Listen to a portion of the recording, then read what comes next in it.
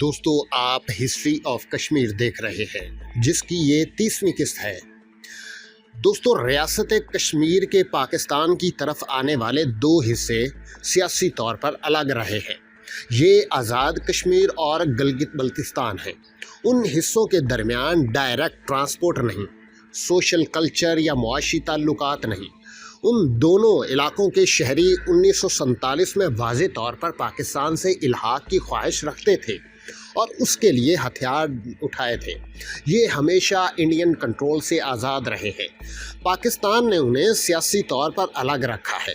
اس کی عملی وجوہات جغرافیے اور انتظامی ہیں۔ گلگت بلتستان تک رسائی خیبر پختونخوا کے راستے ہے، نہ کہ آزاد کشمیر کے ذریعے۔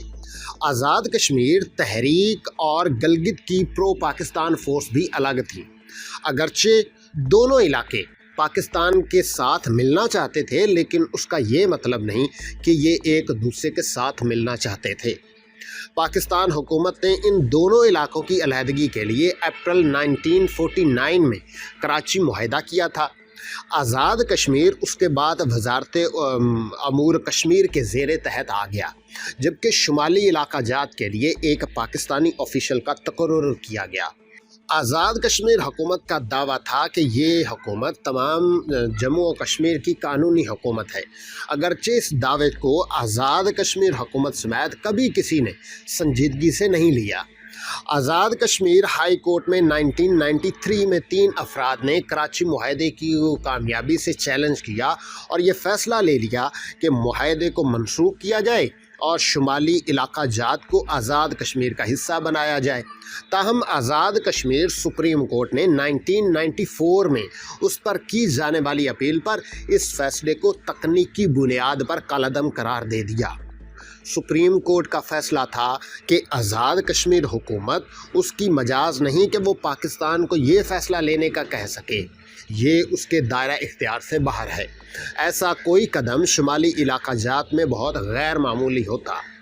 آزاد کشمیر اور گلگت بلتستان قانونی طور پر پاکستان کا حصہ نہیں۔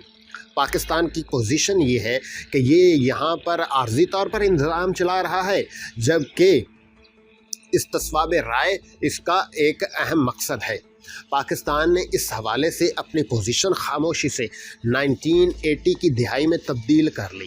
اس وقت بنائے گئے نقشوں میں گلگت بلتستان کو تنازع کشمیر کے علاقے سے نکال دیا گیا، اگرچہ پاکستان کی اپنی سرکاری پوزیشن یہ نہیں۔ یہ وہ وجہ ہے کہ کئی پاکستانی ایسا سمجھتے ہیں کہ گلگت بلتستان پاکستان کا باقاعدہ حصہ ہے۔ یہ تاثر درست نہیں ہے۔ آزاد کشمیر کی آبادی گلگت بلتستان سے زیادہ ہے، لیکن رقبے میں چھوٹا ہے۔ یہ پاکستان کے ساتھ بہت زیادہ طرح سے روابط رکھتا ہے۔ آزاد کشمیریوں اور آزاد آرمی نے اس کو یقینی بنایا تھا کہ یہ خطہ پاکستان کے ساتھ مل جائے۔ اس جنگ میں مئی 1948 کے بعد انڈین آرمی کو برتری ملنے لگی۔ اس موقع پر پاکستان آرمی یہاں داخل ہو گئی تاکہ آزاد آرمی کو سپورٹ کر سکے۔ 1949 میں جنگ بندی کے بعد آزاد کشمیریوں کو بڑی حد تک خود مختاری حاصل ہو گئی۔ جنگ بندی کے بعد استصواب رائے کی توقع تھی۔ آزاد آرمی تحلیل کر دی گئی۔ آزاد کشمیر سیاستدانوں نے اپنے معاملات آزاد کشمیریوں کے لیے اور پاکستان کے سپرد کر دیے۔ آزاد کشمیریوں کے لیے یہ دھچکا تھا کہ پاکستان نے آزاد کشمیر کی حیثیت ڈی جور طور پر قبول نہیں کی، بلکہ اس کا وجود ڈی فیکٹو ہے اور اس کو بھی قبول کیا ہے، یعنی تسلیم کرنے کی وجہ سے قانونی نہیں تھی، بلکہ زمینی صورتحال کی وجہ تھی۔ یہ وہ وجہ ہے کہ آزاد کشمیر کا آئین ابھی تک عبوری ہے، جب تک کہ کشمیر کا مسئلہ تسلی بخش طریقے سے حل نہ ہو جائے۔ اس صورتحال پر کئی بار آزاد کشمیری سیاستدان اعتراض کرتے رہے ہیں۔ پاکستان کی طرف سے ایسا کرنے کی وجہ یہ تھی کہ پاکستان پوری ریاست حاصل کرنا چاہتا تھا۔ اگر صرف اس حصے کو قانونی حیثیت دی جاتی تو پھر پاکستان کا کشمیر پر دعوے کا مقصد اور مقدمہ باقی نہیں رہتا۔ دوسری طرف انڈیا آزاد کشمیر کو غیر قانونی اور غیر متعلقہ قرار دیتا ہے، جو پاکستان کے تخیل کی پیداوار ہے۔ दिल्ली की नज़र में आज़ाद कश्मीर मौजूद नहीं, पाकिस्तान इंडिया के एक हिस्से पर ज़बरदस्ती काबिज़ है।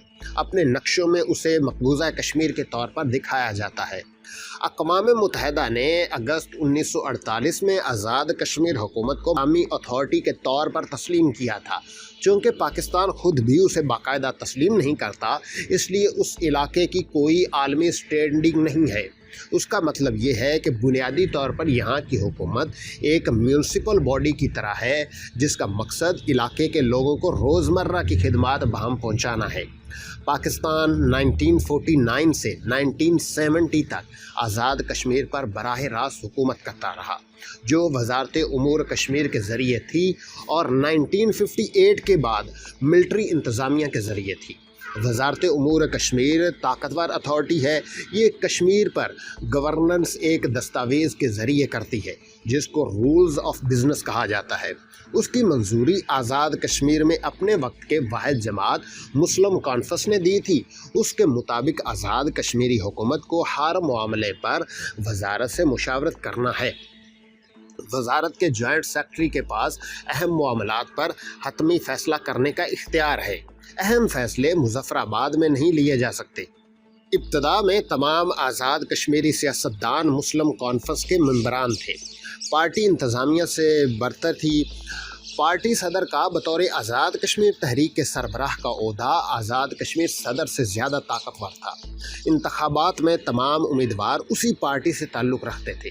पहली बार कसीर जमायती इंतखाबात का हक़ 1970 में दिया गया और उस वक्त की मिलिट्री हुकूमत ने आज़ाद कश्मीर को बहुत लिबरल निज़ाम दिया। उसकी एक अहम वजह मशरक़ी पाकिस्तान की सूरत हाल थी।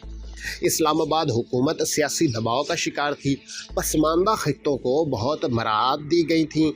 पाकिस्तान का कंट्रोल सिर्फ खारजा, दिफा और मवासलात तक महदूद कर दिया गया था। बाकी सब इख्तियारात आज़ाद कश्मीर के पास थे। लेकिन आज़ाद कश्मीर को मसला ये था कि उसके पास फंड्स इकट्ठा करने की सलाहियत मौजूद थी। क़याम बांग्लादेश के बाद ये तब्दील हो गया। मिलिट्री ने इक़्तिदार छोड़ दिया। पाकिस्तान की नई हुकूमत ने 1974 में आज़ाद कश्मीरी सियासी निज़ाम को तब्दील किया। इख्तियारात महदूद हुए। सदर की जगह पर वज़ीर आज़म का ओहदा आ गया और आज़ाद कश्मीर कौंसिल की तश्कील कर दी गई। इसका मतलब ये था कि आज़ाद कश्मीर में इस तर्ज का बाकायदा और मैच्योर सियासी निज़ाम आ गया जैसा दूसरे सूबों में था। लेकिन ये सूबा नहीं था, बल्कि एक शानदार म्यूनसिपल कमेटी थी। ऐसा निज़ाम बर्रे सगीर में मुनफरिद था और 2009 तक सिर्फ उसी जगह पर था। उसके बाद गलगित बल्तिस्तान को भी उस तर्ज का सिस्टम मिल गया। दोस्तों, ये थी आज की वीडियो। अगली वीडियो के लिए हमारे चैनल को सब्सक्राइब करें और बेल आइकन पर लाजमी क्लिक करें।